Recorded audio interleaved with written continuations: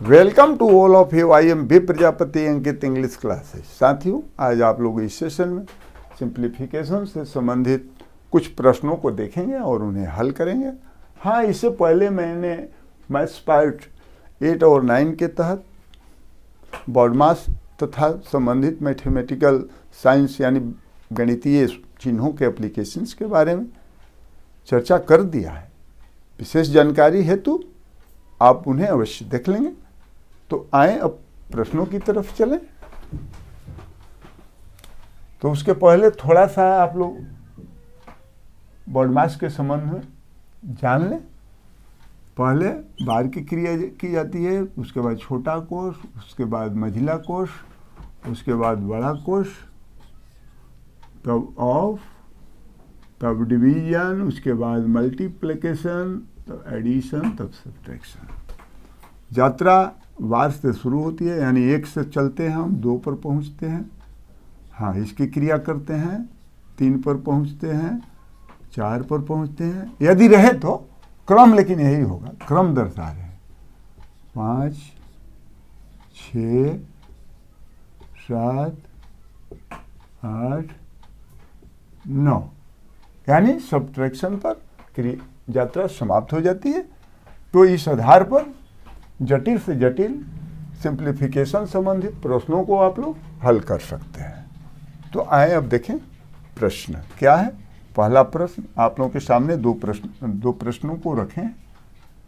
चलिए, तो पहला प्रश्न पहले देख लें। तो पहले हमको बार को रिमूव करना है, यानी बार की क्रिया को कर देना है, उसके बाद छोटा कोश का। तो बार यहाँ पर है। अब चलिए हम इसको हल करते चल रहे हैं। तो क्या हो गया, 64/8 प्लस हो गया। मझिला कोश है तो इसमें बार को पहले हटा दें। तो बार हटाने में क्या है, हाँ 8 - 3 क्या है, ओवरलाइन है। तो बहुत लोग ऐसा करते हैं कि मान लीजिए यहाँ पर बार लगाए हैं तो -8 - 3 को क्या कर देते हैं, -11, यानी जोड़ देते हैं। इन दोनों को क्या करते हैं, जोड़ देते हैं। -8 और -3 को जोड़ करके -11 लिख देते हैं, जो कि भयंकर भूल है। भयंकर भूल है। यह जो माइनस है साथियों, यह जो माइनस है वो बार से बाहर है। जैसे मान लीजिए हम लिखे ना कि -8 है और -3, अब बार ऐसे कर दिए तो बार 8 - 3 पर है, न कि माइनस पर है। ये तो माइनस बाहर है। इसको हम ऐसे भी लिख सकते हैं 8 और -3। हाँ, इसको ऐसे भी लिख सकते हैं। अब आप लोग समझ गए। चलिए, तब यहाँ क्या अब होगा, बार जब हटाएंगे तो क्रिया 8 में से 3 घटा देंगे तो 5 हो जाएगी। माइनस बाहर है। अब आगे चलते हैं। आगे बढ़े तो क्या हुआ, यहाँ पर छोटा कोश है, इसको कर लें। ठीक उसी प्रकार से देखिए, यहाँ माइनस बाहर है ना, और 6 - 4 है। तो उसी तरह से सिमिलरली यहाँ माइनस बाहर है और 8 - 3 की क्रिया करना। तो यहाँ देखिए 6 - 4 है तो 2 हो गया। ये माइनस बाहर है। अब आगे उसको दर्शाएंगे रिमूव करते हुए। तो चल, अब यहाँ पर छोटा कोश को और बार को हटा दिए। अब मझिला कोश को हटाना है। तो पहले इसको लिख लें, क्या मझिला कोश में बच रहा है, आप लोगों को आसान हो जाएगी। तो देखिए -2 है। अच्छा, यहाँ पर हो गया प्लस और माइनस, तो माइनस हो गया। 5 रिजल्ट मिल गया ना, बार को हटाए तो। चलिए अब आगे बढ़ते हैं। भाग हो गया, 3 लिख देते हैं। चलिए, मझिला को अब यहाँ देखिए, यहाँ प्लस है माइनस है, यहाँ 5 लिख दिए। यहाँ क्या हो गया, माइनस। यहाँ -2 है, ये है। यहाँ प्लस है तो प्लस माइनस से कोष्ठ में है तो बाहर आएगा तो नहीं हो जाएगा -2। अब आप लोग समझे। चलिए अब आगे बढ़ते हैं। अब मझिला कोष्ठ को हमको रिमूव करना है। तो देख रहे हैं, अब बराबर हो गया 64/8 अब प्लस हो गया। प्लस यहाँ है तो अब इसको हटा देते हैं। तो क्या आ गया, -7 आ गया। हमको -7 मिल गया, नहीं हुआ। -2 और -5 बराबर -7। चिन्ह माइनस हो गया, क्रिया प्लस की होगी। अब चलते हैं। अब देखिए यहाँ पर क्या है, भाग है। भाग है, और यहाँ क्या है 3 है, और यहाँ इसको हटाए तो क्या आ गया 3 हुआ ना, 5 में से 2 गया 3। तो साथियों यहाँ कोई चिन्ह नहीं है। ये सब समझने की यही बात है, यही जटिलता है, और दूसरी कोई जटिलता नहीं है। अंक मत देखिए कि 3 है या 2 है और जोड़ना घटाना है, नहीं नहीं नहीं, यही तो देखना है।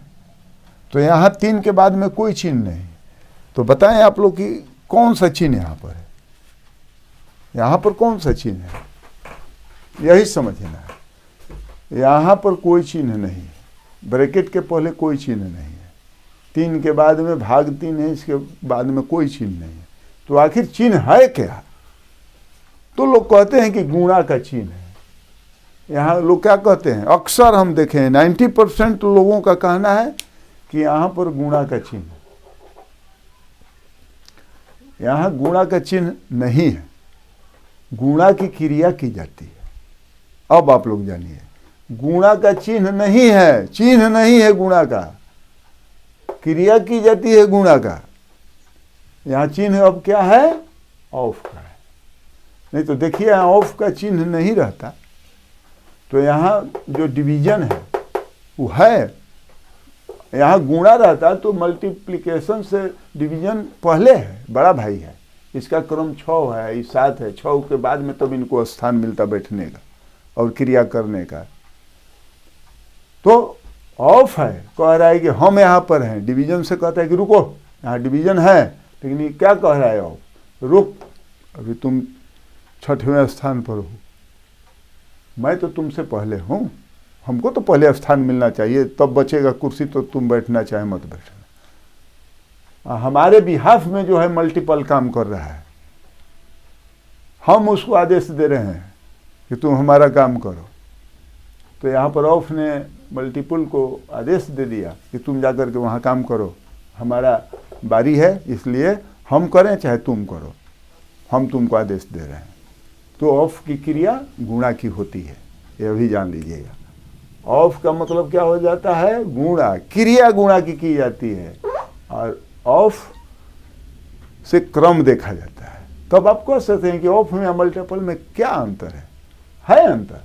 या देखिए, यदि मल्टीपल रहता तो पहले डिवीजन को करते हम, और तब मल्टीपल के पास पहुंचते। लेकिन ऑफ की महानता देखें ना, यहाँ पर क्या है, यहाँ इस डिवीजन को रोक दिया है, डिवीजन है उसके पहले, लेकिन हिम्मत नहीं है कि इसको सुपरसीड करे, क्योंकि पावर इसके पास है नियम के मुताबिक, कानूनतः। तो इसने डिवीजन को रोका और मल्टीप्लिकेशन को आदेश दिया कि अब तुम काम करो अपना हमारे बिहाफ में। तो ऑफ के बिहाफ में क्या काम करता है, मल्टीपल काम करता है हमेशा, ऑलवेज। हाँ, इससे क्रम देखा जाता है और क्रिया गुणा की होती है। तो यहाँ क्रिया केवल गुणा की जाती है, चिन्ह है ऑफ का। अब आप लोग समझ गए। तो चलिए अब इसको रिमूव करेंगे तो क्या हो जाएगा, 3 का 9। तो भाग अब ज्यों के त्यों पड़ा रहा, और यहाँ क्रिया हो गई इसकी 9। बहुत लोग इसको नहीं समझ पाते हैं, वो समझते हैं कि गुणा की यहाँ पर गुणा का चिन्ह है, अरे क्रिया गुणा की जाती है, ऑफ यहाँ पर है, ऑफ का चिन्ह, ऑफ यहाँ पर है, काम कर रहा है। ऑफ का चिन्ह जानिए रहे गुणा का होता है, ये भी जान लीजिए। ऑफ का चिन्ह क्या हो जाता है, गुणा, क्योंकि क्रिया गुणा की जाती है, इसलिए इसका चिन्ह जो है ऑफ का होता है। चलिए अब आप लोग समझ गए। अब आए, अब देखें अब किसकी बारी है। अब तो हम थोड़ा धीरे धीरे चल रहे हैं, आप लोगों को समझाना है ना। चलिए तो अब भाग की क्रिया करेंगे। तो क्या हो गया, 64 और भाग लिख दिए, तो 8 है तो 1/8 हो जाएगा। तो भाग को अब हटा देते हैं, सॉरी, अब इसको एक के बार कर देते हैं। चलिए तो 64 गुणा हो गया, 1/8 हो गया। हाँ 8 है तो देखिए इसमें क्या होता है, जिससे मान लीजिए भाग हो गया XY, तो गुणा जब करेंगे तो क्या हो जाएगा, Y/X। इसको समझ लीजिए। तो यहाँ 8 है यानी 8/1 है, तो गुणा किए तो 1/8 हो गया। चलिए अब हटाते हैं इसको। और यहाँ पर अब क्या हो गया, ये प्लस माइनस माइनस हो गया, माइनस क्या हो गया 7। और यहाँ पर क्या है, भाग है, तो इसको भी कर दे, इसको भी साथे साथ गुणा 1/9 कर दिए, हो गया। तो पहले गुणा की क्रिया करेंगे, पहले क्या करते हैं, गुणा की क्रिया करते हैं, और भाग के बाद में गुणा का स्थान आ गया, तो 8 × 64 8 हो गया। अब यहाँ पर नहीं कटेगा, तो अब देखिए अब क्या हो गया, इधर हो गया 8 एकम 8 हो गया। अब माइनस कितना हुआ, माइनस हो गया, अब इससे कर दिए तो 7/9 हो गया, हुआ ना, 7 एकम 7 हुआ 9।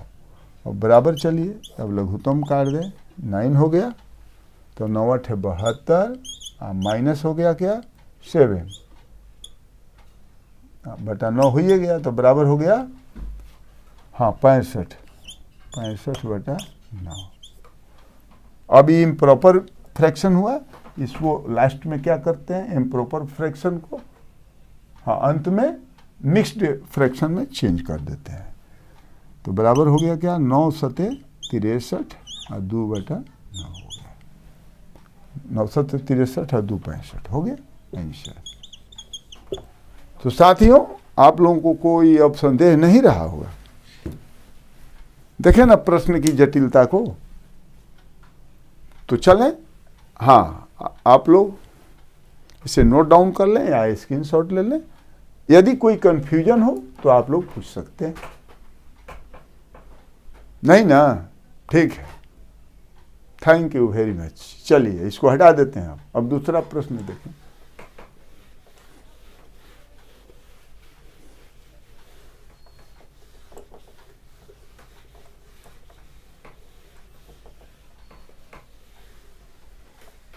चलिए अब दूसरा प्रश्न को आप लोग देखें, अब तो कोई दिक्कत नहीं होगी, अब तो पहले प्रश्न से अब तो थोड़ा स्पीड बढ़ाएंगे हम।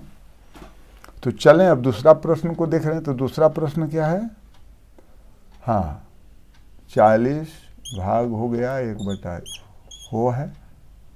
अब इसमें छोटा कोष्ठ को देखेंगे, अब उससे पहले बार को देखेंगे। हाँ बार है तो बार है, तो बार को पहले यहाँ पर क्रिया कर लें, पहले चलिए यहीं पर कर लें। तो अब तो बताना नहीं है, अब तो 8 × 8 क्या हो गया 16 हो गया। अब तो जल्दी जल्दी करेंगे, बार चूँकि 8 + 8 पर है तो 16 हो गया। अब चलें, अब उसके बाद में अब छोटो कोष्ठ की क्रिया पूरा कर लें। तो यहाँ पर क्या है 9 × 8 = 17, 17 में से 16 घट गया, तो क्या रिजल्ट मिल गया 1 मिल गया। छोटा कोष्ठ को रिमूव कर दिए, अब मझिला कोष्ठ में आ जाए। अब इसको लिख देते हैं, चलिए देखिए तो क्या हो गया 10 + 11 और माइनस क्या हो गया 1, मझिला कोष्ठ 1 हो गया। अब मझिला कोष्ठ की क्रिया कर लें यहीं पर, तो क्या हो गया 10 × 11 = 21, 21 में से 1 गया कितना हुआ 20 हो गया, हुआ ना, नहीं हुआ, 10 × 11 = 21 -1 तो 20 हो गया। अब आगे बढ़ते हैं। अब चलिए यहाँ पर क्या हो गया 40 भाग हो गया, अब 1/4 है। अब देखिए यहाँ पर गुणा का चिन्ह नहीं है, कोई चिन्ह नहीं है, तो अब तो जान गए कि यहाँ पर क्या काम कर रहा है, ऑफ काम कर रहा है। गुणा की क्रिया की जाती है केवल, लेकिन ऑफ यहाँ पर रहता है, हाँ क्रम में ऑफ रहता है, और गुणा क्रिया की जाती है। अब विशेष बताना नहीं है, हाँ प्रश्न 1 में आप लोग समझ चुके हैं। तो चलिए अब गुणा कर दिए, हाँ रिमूव किए तो इसको, तो रिजल्ट मिला है हमको 20 ना, तो गुणा 20 हो गया।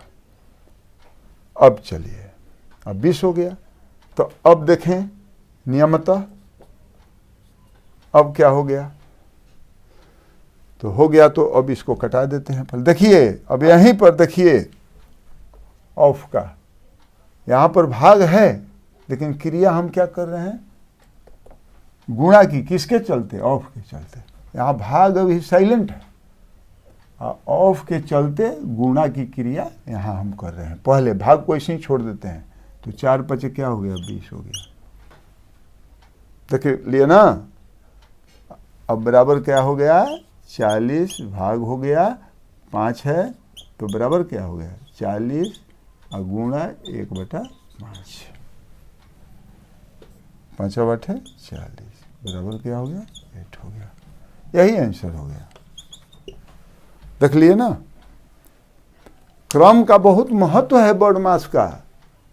हाँ, नहीं तो जरा सा भी मिस्टेक हुई तो बुझ लीजिए कि आंसर गलत हो जाएगा।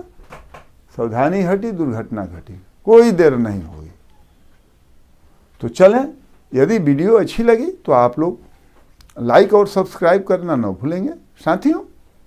और इससे और आगे बढ़ करके कुछ जटिल प्रश्नों को, जो कि अक्सर ऐसे प्रश्न भी कम्पिटिटिव एग्जाम्स में पूछे जाते हैं, ऐसी बात नहीं है, लेकिन इससे और थोड़ा आगे बढ़ करके मैं कुछ प्रश्नों को अगले सेशन में रखूंगा और उन्हें आप लोग हल करेंगे। तो ठीक है, आज बस इतना ही। Once again welcome to all of you, good bye.